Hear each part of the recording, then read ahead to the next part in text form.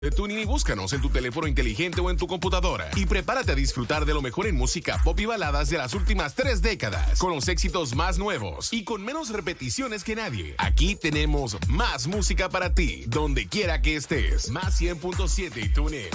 La combinación perfecta para ponerle música a tu día. La Otra España, con una servidora Raquel Tacón. Las costumbres, el arte, la cultura y la buena mesa de la madre patria para provecho de todos. Un recorrido por la Otra España con Raquel Tacón. Todos los sábados por Más 100.7 FM. Y ole. Escucha los sábados comenzando a las 4 de la tarde por Más 100.7. En Orlando somos tu nueva opción musical. Más música por descubrir. Más 100.7.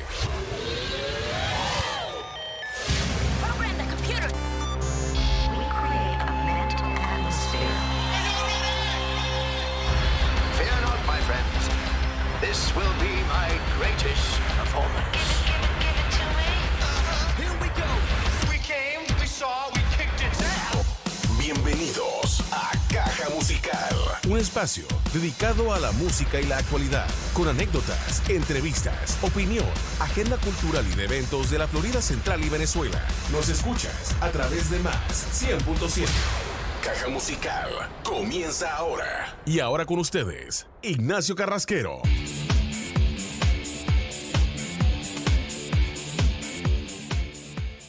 Buenas noches, bienvenidos a una nueva edición de Caja Musical a través de Más 100.7 FM, porque tus oídos merecen más, y llegamos a ustedes como todos los días lunes, miércoles y viernes a las 8 de la noche, hora del este de los Estados Unidos, a través de esta señal 100.7 FM para la ciudad de Orlando, en la Florida Central, y a través de www.más100fm.com. Esa es nuestra página web oficial, y a través también de nuestro fanpage en Facebook. Nos buscan de manera muy sencilla, Más 100 FM.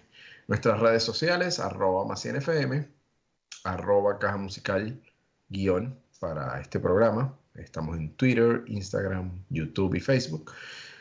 Y TikTok también. Se me olvidaba, como siempre, antes de arrancar y presentarles a nuestro invitado de hoy, agradecer a Efraín González por la asistencia técnica y por, bueno, todo el apoyo como siempre para poder llegar a todos ustedes. Hoy, bueno, para los que creen en las supersticiones, hoy es viernes 13, día de mala suerte para algunos,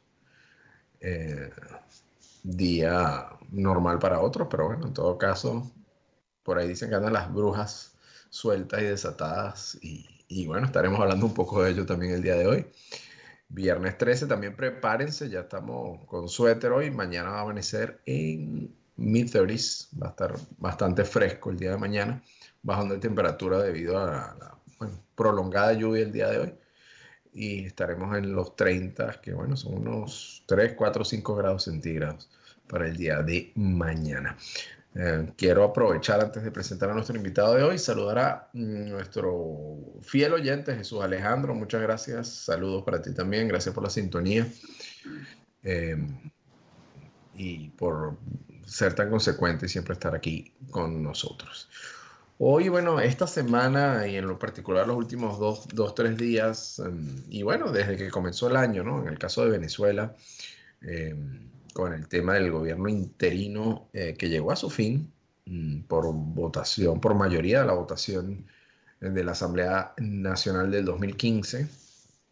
Bueno, la mayoría decidió poner fin a la figura del gobierno interino, medida efectiva desde el día 4 de enero. Y ha habido, bueno, hay una unidad, si se puede llamar así, y ha habido como una fractura aún más grande que ya había, una ruptura quizás, y hubo unas declaraciones del fundador y líder de Voluntad Popular y coordinador general, de hecho, Leopoldo López, donde, bueno, había menciones directas, ¿no? Hacia varios políticos venezolanos, en particular varios de Primero Justicia, entre otros, ¿no? Luego hubo un comunicado de Primero Justicia, sin mencionar directamente a la Tolda Naranja, pero obviamente se referían a ellos, ¿no? Entonces ahí pareciera que hay una división aún mayor que la que ya veníamos viendo desde hace bastante tiempo. Y para conversar sobre esto y otros temas que tienen que ver con, bueno, Venezuela, la actualidad, el tema de las primarias, el tema de la composición y de la vigencia o no de la actual o de la Asamblea Nacional electa en 2015, tenemos a nuestro compañero, amigo Daniel Ramírez, vía telefónica. Daniel es activista político de larga experiencia en Venezuela y viene de las filas o en algún momento estuvo en las filas de Primero Justicia también. Entonces, Daniel, buenas noches, ¿cómo estás? Buenas noches, Ignacio. Buenas noches a todos. ¿Cómo están? Un saludo y, bueno, desde luego a toda Venezuela el mejor de los deseos para este 2023. Claro que sí, claro que sí. Gracias por estar acá con nosotros para digamos, tratar de entender un poco más a fondo todo esto, ¿no? Si bien Venezuela, bueno, es muy sui generis, ¿no? Todo lo que ha sucedido, creo que no. Mira, pocas veces hemos visto a lo largo de la historia este tema de dos presidentes, uno reconocido por unos, otros por otros. Hoy en día, unas comisiones reconocidas por los Estados Unidos, dos embajadas, un partido que luego de formar parte de ese gobierno interino, hoy en día pareciera que se lava las manos y dice, mira, no, es que el gobierno interino, esto y lo otro, como si no hubiese formado parte del mismo, ¿no? Y como si no hubiese tenido la figura en el caso de las embajadas, por ejemplo, encargados de negocio o primer secretario en todas las embajadas que eran de esa tolda. Entonces, ¿cómo ver esto?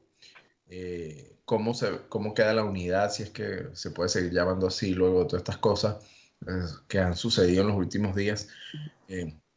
Cuéntanos un poco, ¿no? Tu visión, cómo ves y más perteneciendo hoy en día a la tolda naranja y habiendo sido parte de Primero Justicia en algún momento, ¿no?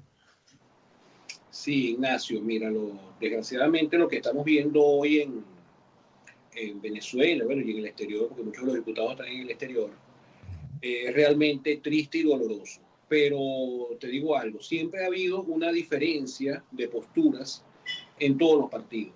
Siempre ha sido una unidad donde cada quien tiene su punto de vista, donde cada quien tiene su posición y desgraciadamente muchas veces incluso sus planes. Yo creo que por esta misma razón se ha hecho tan cuesta arriba la lucha contra la dictadura. Okay. La dictadura es un bloque sólido donde cualquiera disidente, vamos a decirlo coloquialmente, le cortan la cabeza. En lo cual yo no estoy de acuerdo, porque una de las cosas importantes tanto en la política, en la vida, es que tú puedes disentir, tú puedes tener tu propia opinión, tú en algún momento yo puedo no estar de acuerdo con lo que tú dices y lo puedo expresar libremente. En el gobierno, en la dictadura, en la tiranía, en ese orden, porque empezó siendo gobierno, pasó a ser dictadura y terminó siendo tiranía, no es así.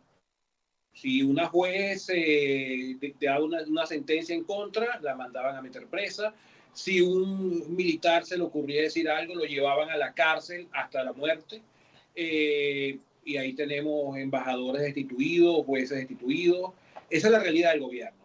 Lo triste es que lo que estamos viendo hoy en la oposición, que es el tema que nos ocupa, es que lo que se había tratado de cubrir, que eran esas diferencias que en un principio eran pequeñas, hoy salen todas a la luz. Yo lo expresé en una reunión que tuvimos en estos días. Hay un claro divorcio entre esa unidad, o había un claro divorcio entre esa unidad y la población. Pero ahora es peor, porque ahora vemos un divorcio fuerte entre los mismos factores de oposición. Sale Leopoldo y da estas declaraciones, estas acusaciones, lo cual a mí me pone a pensar, si ya se sabía que había este doble juego dentro del gobierno interino, ¿por qué no se puso un punto final a esa relación? Me refiero, estamos hablando del segundo cargo más importante dentro del gobierno, estamos hablando del canciller. y sencillamente, mira, se tomaron medidas en contra de lo que estaba pasando. ¿Por qué llegar hasta hoy? ¿Por qué llegar hasta este punto? Sí, efectivamente, el gobierno interino, en cabeza del diputado Juan Guaidó, se trazó unas metas bastante difíciles, bastante complejas. Desgraciadamente no se llegaron a cabo, pero sí se lograron ciertos acuerdos en el exterior que en un momento se pensó que podía llegar a algo. Pero si hoy nos enteramos que desde la misma Cancillería se estaba disparando en contra de esos acuerdos, mira, mal nosotros podíamos pensar que íbamos a llegar a algo. ¿Qué es lo grave de todo esto, Ignacio? Uh-huh. Que los partidos que formaron ese G4, Acción Democrática, Primero Justicia, Un Nuevo Tiempo y Voluntad Popular, al parecer tenían ya bastante tiempo con fuertes desacuerdos. En la mitad de todo esto, hubo gente que murió en el Darién, hubo gente que murió en Venezuela por falta de medicinas, hubo personas que incluso creyendo en lo que se estaba proponiendo, sacrificaron su familia, su profesión, para buscar esa libertad. Pero resulta que dentro de la parte, lo que es la cabeza política, como que la sensación que le puede estar dando al pueblo ahorita y a muchos de nosotros es una sensación de engaño y de frustración. De engaño porque al parecer ciertos partidos, ciertos personajes de ciertos partidos están jugando un doble juego. Están jugando un doble juego. Aquí se acusa incluso de ciertas negociaciones con el mismo régimen. Yo no voy a negociaciones distintas a las de México, me refiero. Claro. Negociaciones totalmente distintas. Yo aplaudo la labor que está haciendo el exdiputado Gerardo Blay, porque me parece que es un esfuerzo.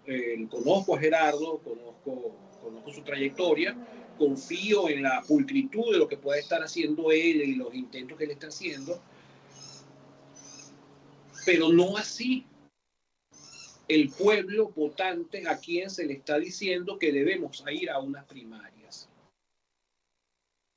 Entonces, aquí es un pueblo que está engañado, que se siente engañado, que se siente frustrado.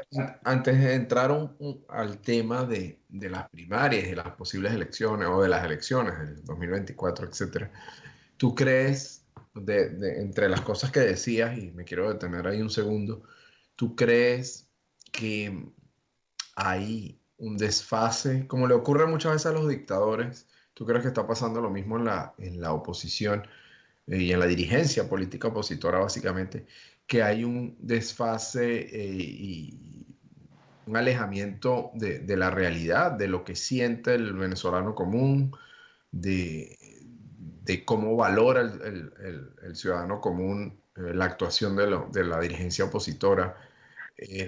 ¿Tú crees que o sea, lo que podemos ver tú y yo como parte de la oposición y de partidos políticos organizados, pero igual uno obviamente, y lo vemos mucho acá en los Estados Unidos, ¿no? El descontento que hay con los partidos, con los dirigentes, etcétera.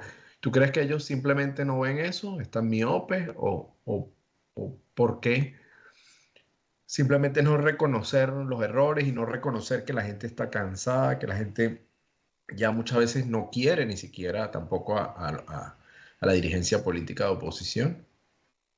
Creo que es un conjunto de dos cosas. No creo que sea una sola. No creo que solamente la miopía de parte del dirigente político, que es normal, que muchas veces se encierran en una oficina, se encierran en un cerco de aduladores que les dan una sensación distinta a la realidad que hay en el país. Desgraciadamente vivimos en un país donde mucha de esa dirigencia política es dirigencia de oficina, y no de calle, no es esa dirigencia que, como decíamos nosotros, como se decía antes, sube cerro.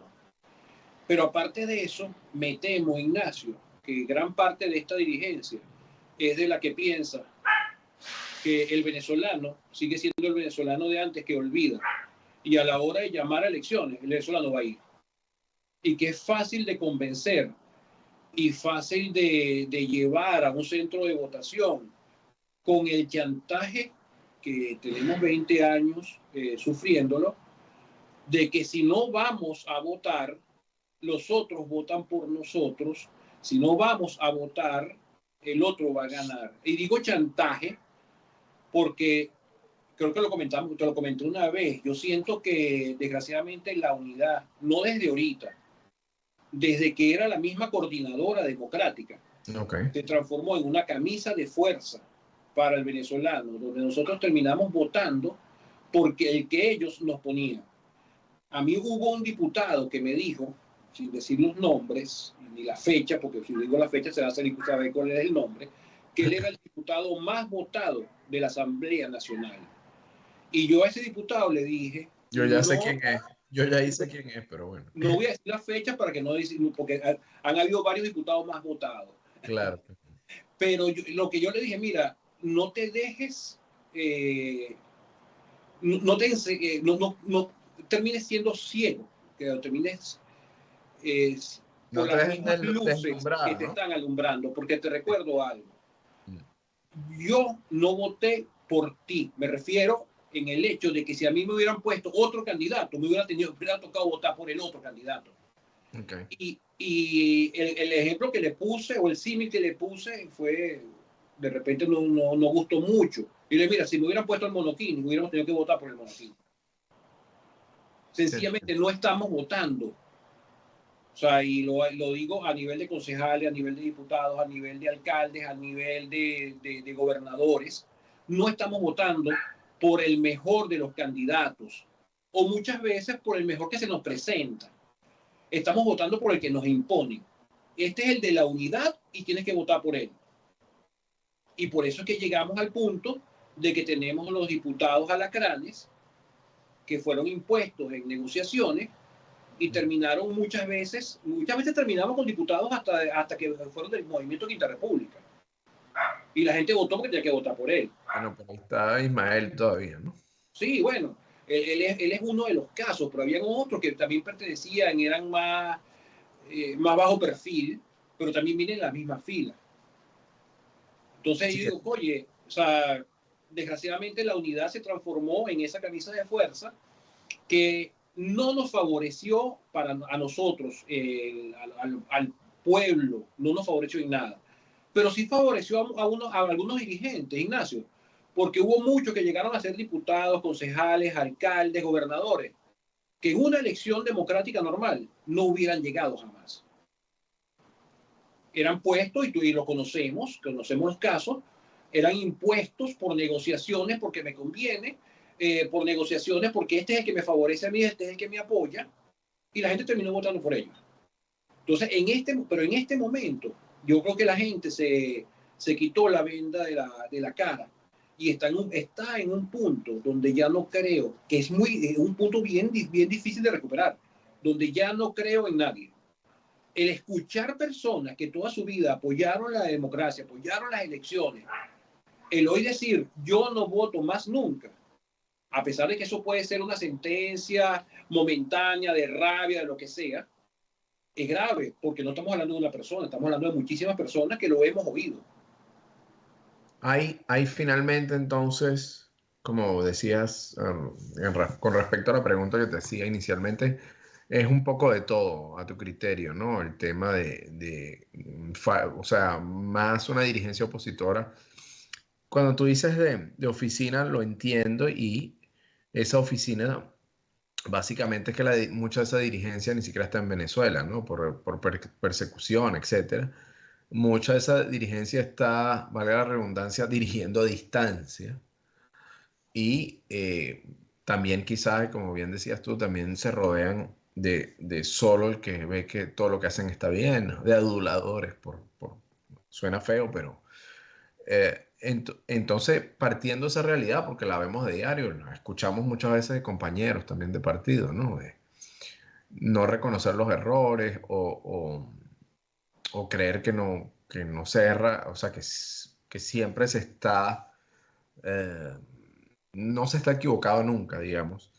De cara a todo esto, ¿cómo queda entonces la unidad? ¿Cómo mm, luego de esas declaraciones tan fuertes y directas de Leopoldo López, luego de ese comunicado, esa respuesta de Primera Justicia, que si bien no nombra a Voluntad Popular, pero claras luces lo ataca, o sea, ataca al partido me refiero.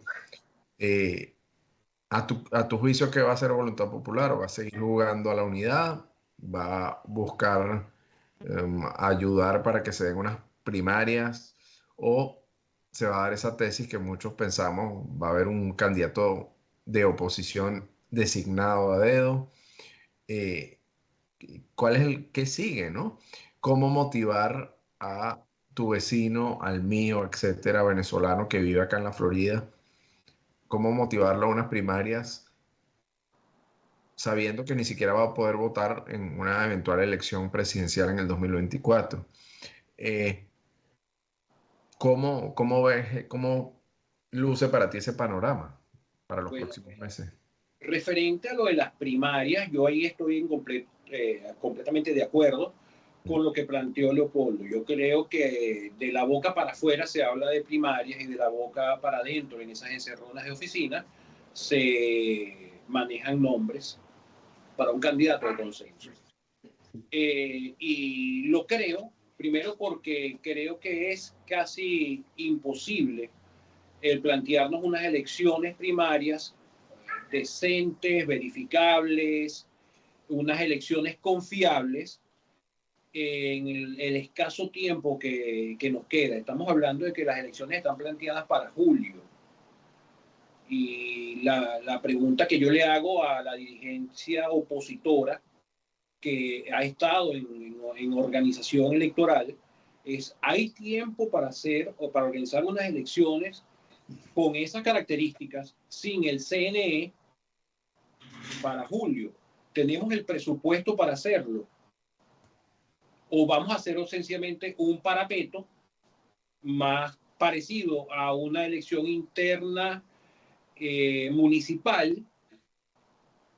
Porque para hacer una elección en estas condiciones que está ahorita la oposición, yo creo que la duda del venezolano no solamente recae sobre el gobierno, recae sobre la oposición también. Tienen que ser unas elecciones justas, respetables, verificables, y para eso se necesita una serie de recursos y tiempo que no creo que lo haya. Entonces yo sí creo que aquí hay un grupo que está jugando a la pausita y esperar que llegue julio o esperar que llegue junio y decir que como no hay tiempo, no hay recursos, ni hay un padrón electoral, ni se quiere ir con el CNE, no se pueden hacer las elecciones. E incluso me atrevería a decir que ya el nombre está en las mesas. Y se ha dicho varias veces que ya ese nombre está y ya ese nombre participó de una elección. Ya, y sí, y sabemos, creo que ambos sabemos de quién se trata, ¿no? Por ahí alguien me dijo que sonaba gaita. Es así, Daniel. Entonces seguiría sin hablarle claro al ciudadano. Entonces, evidentemente va a haber cada vez un mayor rechazo, ¿no? Hacia la dirigencia política y los partidos en general. ¿Tú no ves una ruptura de BP con los otros tres partidos del G3, del llamado G3? ¿Tú crees que los van a acompañar entonces en esta definición de un candidato único, bien sea por consenso o por primaria, que no va a ser único, eso estamos claros también, porque si va el gaitero, probablemente también habrá algunos de los llamados alacranes, más uno que otro que decida, como en el caso del Conde del Guácharo, por citar alguno, que se lance, ¿no? Por su cuenta. Por aquí nos dice Jesús Alejandro Daniel, él es un fiel oyente del programa, y nos comenta a través de la mensajería: yo me anoto en ese rechazo, refiriéndose, claro, a la dirigencia política, ¿no? Ha faltado honestidad, ha faltado hablar claro, ha faltado ver más allá de las parcelas, las famosas parcelas, y más allá de los propios intereses muchas veces, ¿no? y no se ha visto o no se ha buscado sumar por el bien y el fin común, que es salir del chavismo luego de 23 años. Una dirigencia, bueno, que quizás divorciada por el tema de la distancia, porque, bueno, no se está en el campo de batalla, si se quiere llamar así, por distintas circunstancias, y se vive de repente, a veces uno tiene la impresión de que se está viendo como un mundo de fantasía, ¿no? ¿Cómo votar en unas elecciones cuando el padrón electoral es un desastre, está viciado, cuando el CNE, la mayoría desde hace muchísimos años, es pro régimen?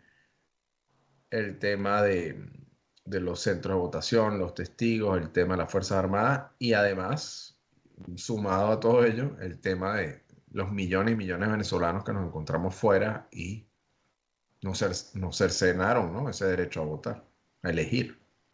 Sí, mira, de esa parte, son varios puntos los que tocaste. La parte, voy a empezar por uno de los últimos, las Fuerzas Armadas. Hemos estado acostumbrados en Venezuela a que las Fuerzas Armadas tienen un puesto muy importante dentro de las elecciones, dentro de lo que es la parte de vigilancia de todos los centros, de la parte logística. Yo entiendo que cuando empezó la democracia, toda la logística electoral, no había otra forma de hacerlo que no fuera con las Fuerzas Armadas, porque llevar centro de votación y material a los sitios más distantes de la geografía venezolana es difícil. Se contaba con las Fuerzas Armadas y bueno, y se le dio la tarea, y a su vez se le sumó la tarea de vigilancia electoral.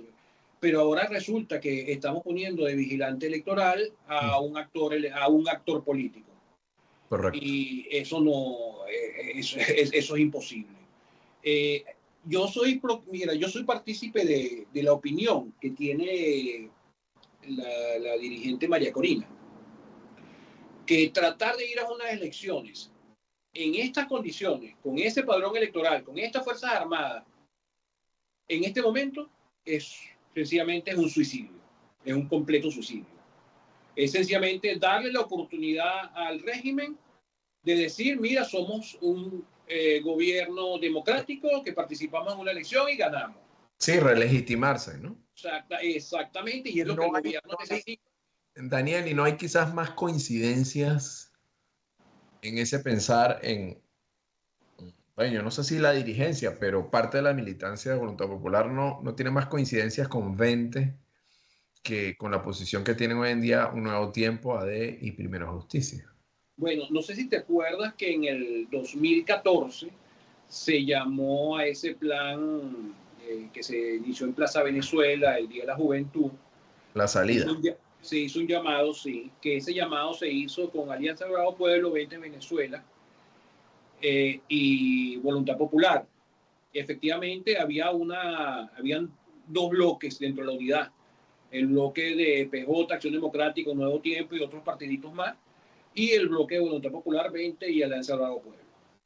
¿Qué pasó en el 2015 después de que Leopoldo cae preso? Bueno, sería bueno preguntárselo a Leopoldo, a Freddy Guevara, exactamente qué pasó y cómo se rompió ese pacto.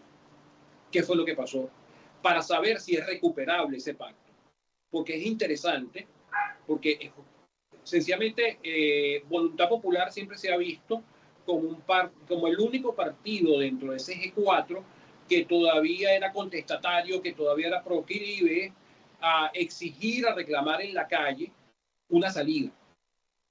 Seguía siendo Voluntad Popular y a la vista está que casi toda la dirigencia de primer plano de Voluntad Popular terminó o presa o en el exilio, huyendo. Entonces habría que saber si ese camino es recuperable y esa alianza. Porque en este momento, sí, Voluntad Popular, yo lo veo que está solo.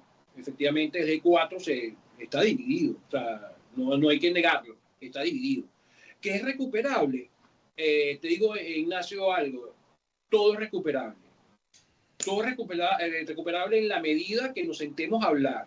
Si nos estamos sentando a hablar en México con este señor Rodríguez, yo creo que nos podemos sentar a hablar con la dirigencia de PJ, Acción Democrática, Un Nuevo Tiempo, Voluntad, 20 Venezuela. Lo que yo sí digo algo, y se lo dije al mismo Leopoldo la vez que nos reunimos en Miami, cuando yo le hice la pregunta a él si nosotros íbamos a ir a unas primarias, y en ese momento él dijo que no, en ese momento no estaba previsto todavía, no estaban anunciadas las primarias, pero sí lo que le dije es que teníamos que ir a recuperar esa unidad real, no la unidad del G4 que desgraciadamente secuestró, los intereses del país.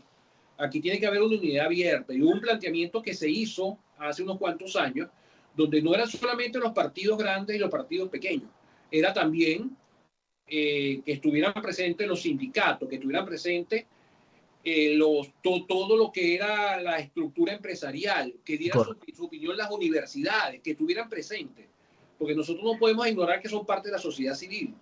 Por ahí te atajo, porque tenemos que hacer la pausa de la media hora, te atajo de esas intervenciones que, bueno, de Orlando tuvimos varias. Yo recuerdo la que yo le hice, ¿no? Y la que secundó nuestro compañero Peter Ortega también, que era la importancia, y no es que vamos a buscar, le decía yo en ese momento, no es que vamos a buscar luchar para que los venezolanos del exterior voten. Yo le decía, es una obligación.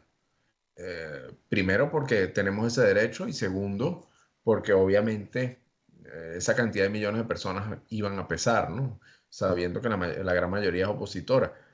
Pero obviamente no hay tiempo para ello, no hay voluntad para ello y no hay logística para ello, ¿no? Entonces ya eso es un hándicap grandísimo. Quiero leer un comentario, Daniel, antes de ir a la pausa que tenemos que hacer de manera obligada.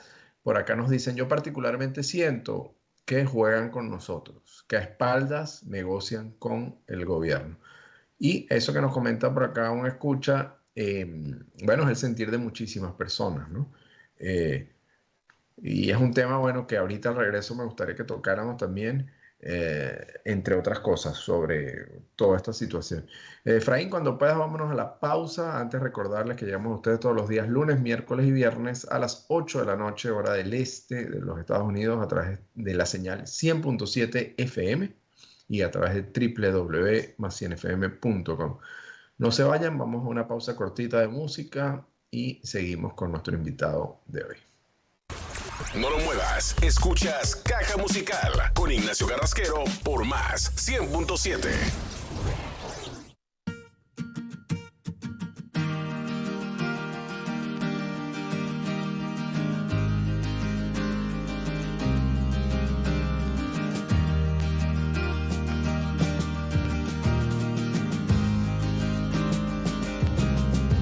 Yo andaba bien con mis batallas, mis defectos y mi fe. Yo andaba bien, yo andaba bien. Y tu sonrisa eterna me encontré y tropecé. Yo andaba bien, yo andaba bien. Y aunque amarrado en los carriles de algún tren, yo andaba bien. Todo salió mal, en tu mirada yo me pude ver y me encontré, yo andaba bien. Para ti,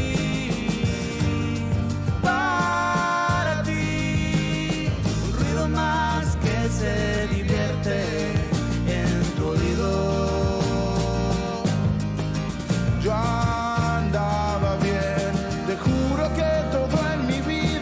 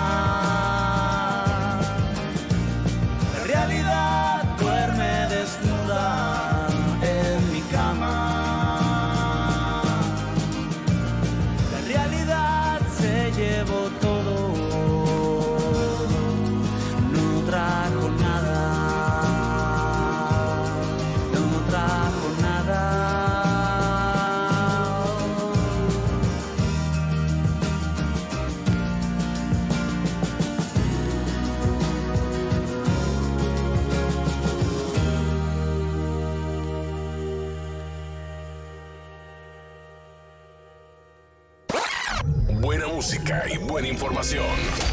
Es Caja Musical con Ignacio Carrasquero por Más 100.7.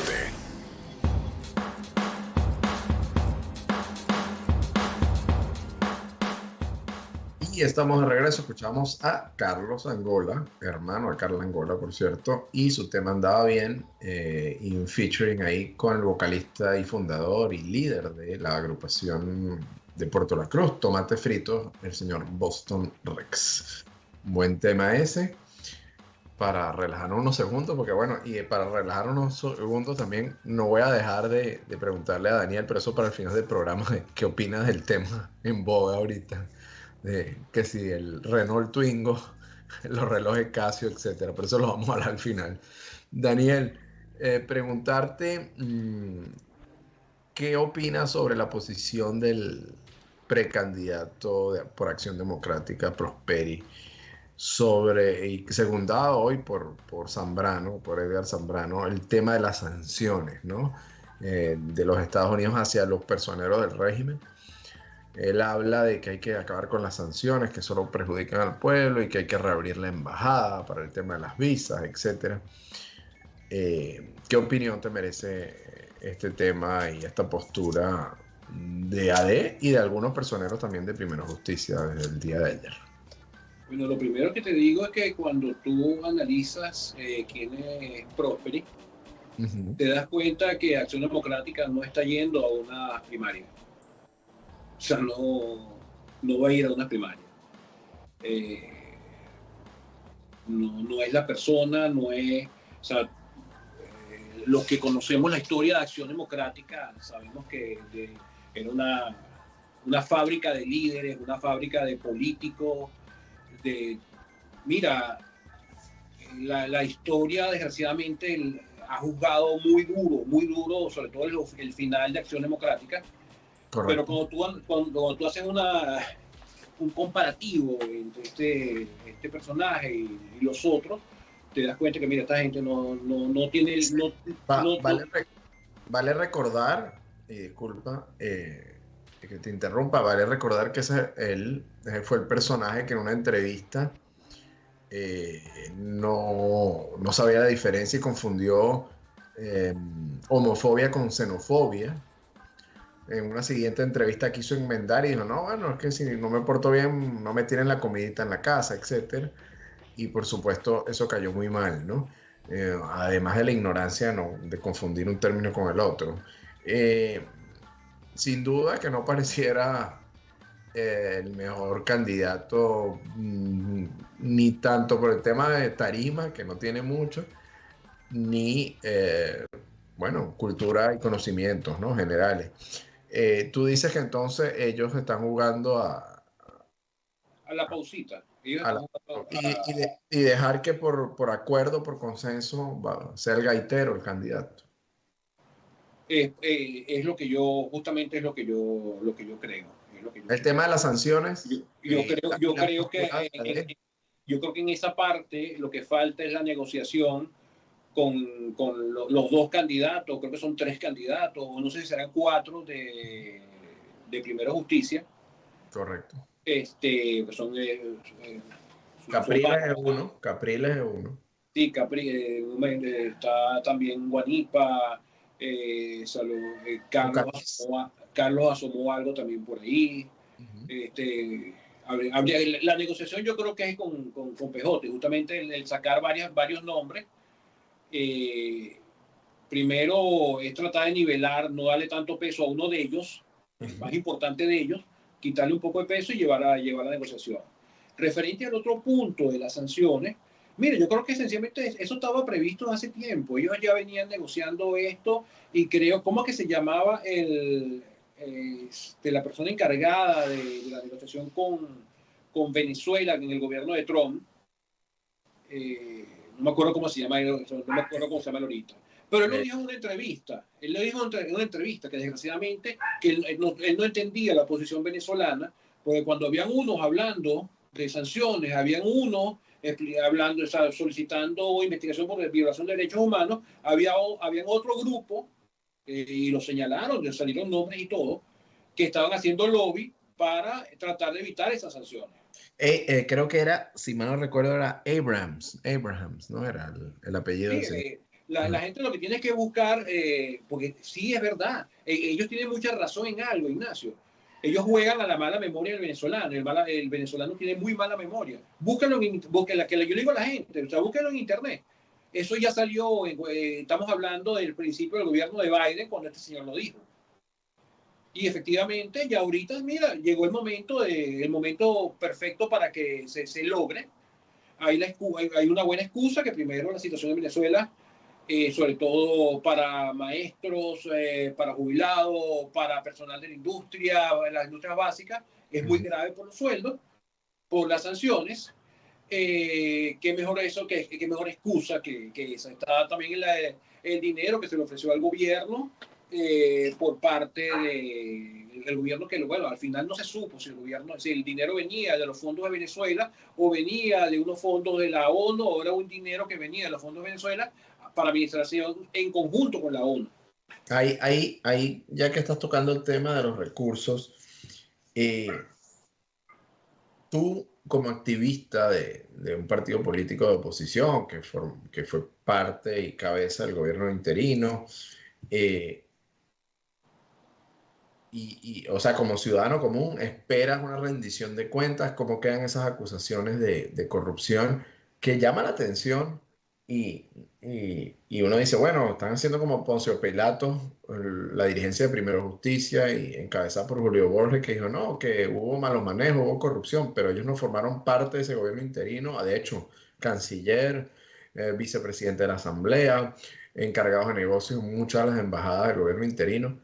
Pero ellos simplemente pareciera que se lavan las manos y dicen, no, sí, que hubo mucha corrupción en el gobierno interino. Bueno, pero ellos no formaron parte de ese gobierno interino, y nosotros como ciudadanos no deberíamos exigir rendición de cuentas si es que hubo algún hecho, digamos, que no haya sido transparente, ¿no?, con el manejo de esos fondos. Bueno, Ignacio, eso justamente ha sido parte de la camisa de fuerza. Y eso no es de ahorita. Ya hubo una vez que se solicitó una investigación por el caso de Brecht y una persona que fue gobernador del estado Miranda, y sencillamente esta persona se sintió aludida, que lo estaban acusando. Y una cosa que yo digo, o sea, mi inicio profesional fue justamente como auditor, como contralor, justamente en esa área. Yo digo, mira, lo primero, el que no la debe no la teme. Y la mejor forma de salir bien librado de una acusación, y la mejor forma de entregar un cargo, es dejarse hacer una auditoría, o sea, no evitar los controles. O sea, ¿cuál es el miedo de que haya control? ¿Cuál es el miedo de que haya una auditoría? ¿Qué pasa? Volviendo al gobierno interino, hubo unas acusaciones hace unos años de una persona que llevó un cargo muy importante, y una persona que todo el mundo la reconoce como una persona íntegra, pulcra, un excelente profesional, expresidente de PDVSA, exministro de Minas, Humberto Calderón Berti, hizo una acusación y específicamente señaló a Leopoldo y señaló a varios personajes, pero ya va, señaló que en esa mesa habían personajes de todas las tondas políticas. Ahora te atajo ahí hablando un poquito de Calderón, pero él formó parte de ese gobierno interino, y él estuvo luego de 2 años fue que hizo la denuncia, y él criticó mucho el tema del exfiscal, pero él salió retratado cenando con la exfiscal y muerto de la risa también. Entonces, ¿cómo queda la credibilidad ahí del que acusa? Dos cosas, creo que no fue a los 2 años, creo que fue al año que se hizo la denuncia. Okay. Pero las denuncias, y más esa denuncia tan delicada, son para ser investigadas. Pero peor aún, Ignacio, estamos hablando que este es un gobierno que sale de la Asamblea Nacional, y resulta que la Asamblea está compuesta por muchos contralor. Claro. Bueno, también, por supuesto. O sea, se creó una comisión en la Comisión de Contraloría. Si no me equivoco, fue a raíz de las denuncias justamente del caso Monómeros. Y casi por unanimidad, Ignacio, la denuncia fue dejada sin investigar porque los diputados no se presentaron. Ahí hay un diputado que fue de Voluntad Popular, que hizo la denuncia también. O sea, que él pensaba que se iba a investigar. ¿Qué pasa? Luego viene la denuncia de otros fondos. La primera, el Cúcutazo, el dinero de Cúcuta, tampoco se investigó. Y una de las cosas que yo digo, hemos llegado a este punto donde la gente ya no cree en nadie, justamente porque se ha dejado pasar. Yo le diría al expresidente interino Juan Guaidó y a los miembros de ese gobierno, los miembros importantes, a Julio Borges, que fue canciller de este gobierno. Por eso. Señores, ¿qué pasa con la rendición de cuentas? ¿Qué pasa? O sea, se supone que un gobierno al terminar tiene que entregar su memoria y cuenta. ¿Por qué el gobierno interino no? ¿Qué pasó con la ley de presupuesto? No se supone que un gobierno, mira, o sea, desde las empresas del Estado más pequeñas están en la obligación de hacer un presupuesto que luego se consolida en el presupuesto de cada uno de los ministerios y que a su vez se consolida en el presupuesto nacional. ¿Cómo es posible que aquí hayan llegado fondos y no se haya hecho un presupuesto, un plan de acción, en qué se va a gastar el dinero? Y hoy a muchos le queda la duda, y ahí hablo de todos los diputados, no hablo, porque una cosa es importante, Ignacio, tú lo dijiste ahorita. Cuando se habla del gobierno interino, se señala a Juan Guaidó y a Voluntad Popular, lógico, es la cabeza del gobierno. Pero el gobierno interino, para que los tengamos claro todos, es un gobierno que salió de la coalición política del G4. Estaban todos sentados en esa mesa y no se tomaba una decisión si no pasaba por esa mesa. Y ahí vemos que, bueno, justamente, Julio es el canciller. Calderón era el embajador en Colombia. Y así vemos distintos cargos. Guanipa también tuvo un cargo uno de los Guanipas tuvo un cargo dentro del gobierno. Y así vemos a todos que estaban sentados en esas mesas. O sea, hoy los mismos que estaban sentados en esas mesas acusaron de ladrones, de incompetentes, de no haber logrado los objetivos al expresidente Juan Guaidó. Pero ya va, eran ustedes los que estaban sentados ahí. Entonces ahora nos deslindamos del gobierno, nos hacemos a un lado y decimos que fueron ellos. Yo lo que digo es que nosotros como ciudadanos, y luego como miembros de los partidos, debemos exigirles a ellos la rendición de cuentas. Pero no a uno, a todos. Que se nos diga qué pasó en Cúcuta, que se nos diga qué pasó en Monómero, qué pasó con ese dinero. ¿A cuánto le queda la duda hoy si los diputados ganan $5,000 o no? Lo decía ayer el ex embajador Diego Arria. Claro, tampoco, por supuesto, el régimen juega a ello y tienen sus palangristas diciendo que Guaidó recibía $30,000 al día y cosas también jaladas por los cabellos, ¿no? Pero, por supuesto, esa falta de transparencia, esa falta de hablar y de mostrar cifras, ¿no? Y en qué a qué se destinó cada uno de esos recursos, son la comidilla para que el régimen, bueno, aprovecha, ¿no? Y acusa a todo el mundo de corrupto, etc. Y se inventan muchísimas cosas. Bueno, estamos ya a mitad de enero prácticamente del 2023. En teoría, en julio deberían ser unas eventuales primarias. Daniel Ramírez, a título personal y como activista de un partido político, va a colaborar, va a apoyar para que se lleven a cabo en el exterior y, bueno, acá concretamente en la Florida Central, esas primarias, o a tu criterio Voluntad Popular debería, bueno, sí, deslindarse, como te decía al comienzo, del G3 y montar tienda aparte.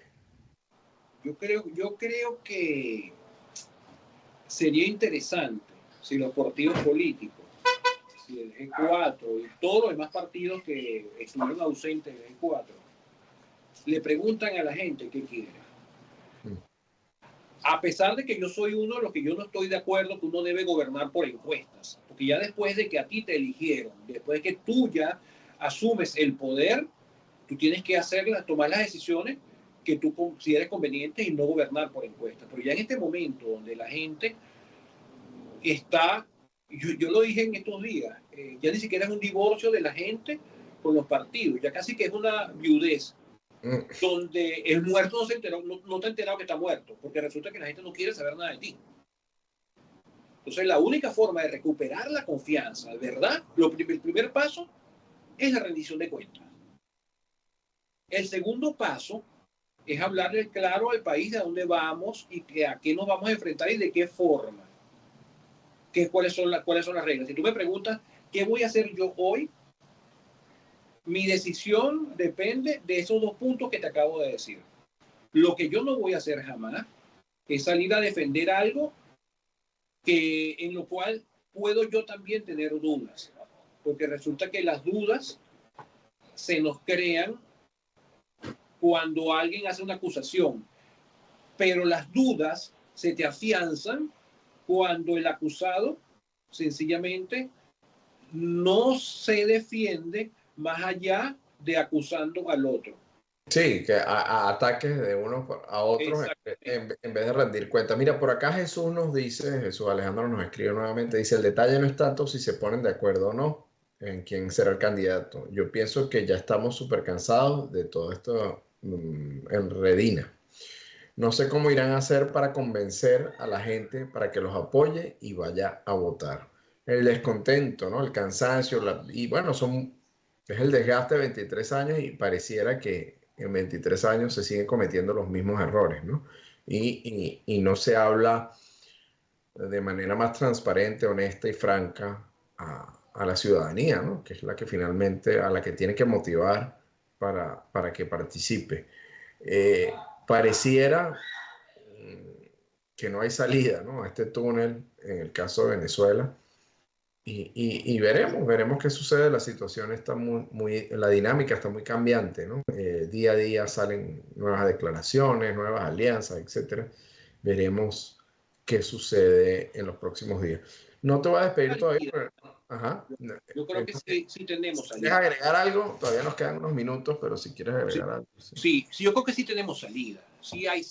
Las salidas nunca están cerradas, siempre las hay. Si el venezolano lo vimos caminando a Chile y lo vimos caminando hacia los Estados Unidos y lo hemos visto caminando por todos lados. ¿Ustedes no creen que ese venezolano tenga los bríos y las ganas con un verdadero liderazgo, ese liderazgo que tuvimos nosotros durante la independencia, un liderazgo de verdad, de corazón? ¿Tú no crees que ese mismo venezolano es capaz de salir a recuperar la democracia, a recuperar su país? Yo estoy dispuesto. Yo una vez lo dije en el 2015, cuando estaba saliendo de Venezuela, por razones casi de muchos conocidos, que muchos venezolanos no estaban saliendo de Venezuela por el gobierno. Muchos venezolanos están saliendo de Venezuela por la misma oposición. Porque cuando nosotros estábamos en la calle protestando y con todas las fuerzas para salir de esto, nos sentaban en una mesa a negociar y se apaciguaban toda la protesta y quedaban los presos y quedaban los postrados en una cama y quedaban las viudas y los huérfanos. Yo creo que si hay salida, lo que hace falta en este momento es un verdadero liderazgo, un liderazgo en el cual sí se crea y que no esté dispuesto a negociar. Lo que pasa es que, mira, es un país donde desgraciadamente la corrupción se adueñó de la base moral de Venezuela, donde la corrupción ya casi que es el deporte nacional. Es endémica, sí.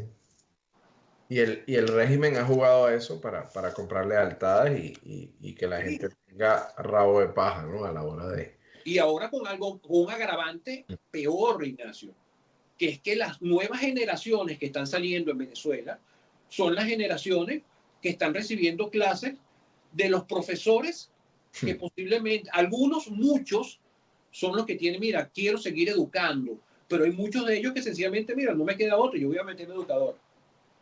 Casos de muchachos que se están graduando sin haber visto matemáticas, llamados que hay en la Central y en otras universidades a que se reintegren profesores jubilados de 70, de 80 años. Los aplaudo, Yo aplaudo que una persona de 70, 80 años quiera seguir educando. Pero, ¿qué pasa con las nuevas tecnologías? ¿Qué pasa, o sea, con los nuevos profesionales? O sea, Venezuela se está quedando atrás de la cola en América Latina. Sí, bueno, América Latina está atrás en la cola del mundo. Como Cuba. Daniel, nos quedan solo 2 minutos. Primero, bueno, quería leer rapidito otro comentario de Jesús. Hermano, usted está dispuesto, pero la gente fue la que llevó palo con este régimen. Son más de 20 años con el mismo cuento. Es como las mesas de negociación. Vas a negociar con tu verdugo, con el que te va a cortar el cuello.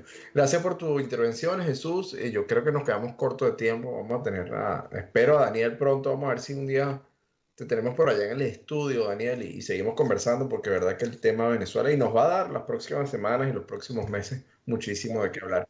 Quiero comentar una nota rapidito y después preguntarle a Daniel antes de pedirlo su opinión sobre el tema en boga esta semana. Pero una buena noticia: Alex Ramírez, el venezolano que jugó por muchísimas temporadas en la liga japonesa y es considerado un ídolo, fue exaltado al Salón de la Fama del Béisbol de Japón. Es apenas el tercer extranjero en la historia y el primer latinoamericano en ser inmortalizado en el Hall de la Fama del Béisbol japonés. Recordar, una de las ligas más fuertes del mundo, con mucha tradición, muy bien organizada, con equipos millonarios. Bueno, y equipo campeón en el Clásico Mundial, Japón. Y gran noticia esta de Alex Ramírez, exaltado el día de hoy al Hall de la Fama. Daniel, la pregunta obligada, nos queda solo un minuto. Este tema que ya, bueno, desde ayer está en boca de todos, ¿no? Shakira, Piqué, terminan una relación de más de 10 años, 2 hijos en común. Y bueno, Shakira le sacó una canción, se le dedicó, por cierto, que una venezolana está reclamando por plagio, porque bueno, ciertamente tiene varios acordes muy parecidos, la canción es muy parecida. Pero ¿qué opinión tienes de esto? Bueno, lo primero que, mira, asombrado de cómo a la gente le gusta el chisme. Ok. Es lo primero, la gente se emociona con un chisme, lo ven como suyo, lo adoptan como de ellos. Pero claramente, lo que yo he sacado de conclusión de esto es lo primero, es que yo le diría a Piqué, no te piques.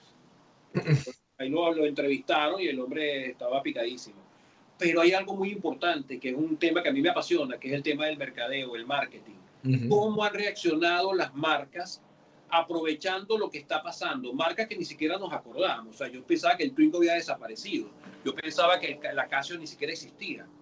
Y hoy conseguimos métase en las cuentas de la Renault, métase en la cuenta de Casio, y van a ver todo, incluso lo último que apareció Piquet ofreciendo relojes Casio y apareciendo con su Casio en la muñeca. De hecho, y lo patrocinaron porque él tiene una liga donde juega un venezolano, por cierto. Exactamente. Sichero, y la liga dijo, o sea, la Casio España dijo, te vamos a patrocinar la liga de fútbol 7. O sea que dentro de todo salen ganando ambos, ¿no? Shakira con millones de descargas y ventas en Spotify, y Piqué, bueno, tiene nuevo patrocinio. Por ahí le están diciendo a Shakira, mira, quédate quieta, pues tú tienes tu rabo de paja, tú le montaste los cuernos a De la Rúa con precisamente Piqué, entonces no se queje tanto. Daniel, mil gracias. Parte del chisme. Pero métanse, lo convido a meterse en las cuentas de Casio, está muy bueno, de verdad. Excelente mercadeo, excelente. O sea, felicito a Casio y felicito a Renault. Claro que sí, Daniel, muchísimas gracias. Esperamos la próxima vez tenerte en el estudio para seguir conversando. Muchísimas gracias a todos los que interactuaron con nosotros, en particular a Jesús Alejandro, como siempre, súper activo ahí con los mensajes. Y bueno, de mi parte será feliz fin de semana. Cuídense mucho, abríguense, porque mañana va a estar en los 30 y va a amanecer bien frío.